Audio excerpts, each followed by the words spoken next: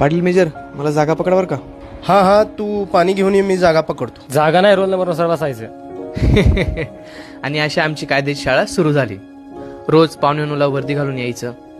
Law लेक्चरसाठी चालत असताना कधी 8 महिन्याचा प्रवास चालू कळलंच नाही. लहानपण देगा देवा, मुंगी साखरेचा रवा. या शाळेसाठी आम्ही लहानही नव्हतो आणि मोठेही नव्हतो. आम्ही तर फक्त प्रशिक्षणार्थी होतो. लहानपणी शाळेत मस्तीत शिस्त होती आणि या शाळेत शिस्तीत मस्ती. जेव्हा सकाळी भरभरून पिटी करायचो तेव्हा ऑफ लेक्चरला आईच्या कुशीतली झोप घ्यायचो. विचार करा, जेव्हा तुम्हाला कळत्या वेळात लहानपण जगायला भेटेल तेव्हा तुम्ही कसं जगशाल? अगदी तसंच आनंदात आणि भरभरून जगलो हे क्षण.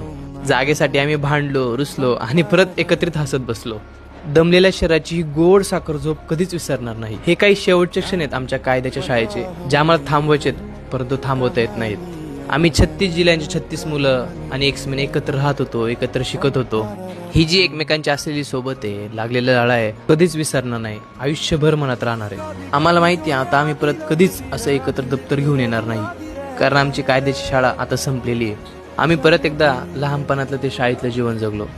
लहानपणी जसं आपण आपली शाळा सोडून गेलो, त्यानंतर आपल्या वर्गातील बेंच, फळा, टेबल तसंच रिकामा राहिला. तसेच या शाळेच्या वर्गातील बेंच, टेबल, फळा तसाच राहिला आणि आमच्या आठवणी तशाच.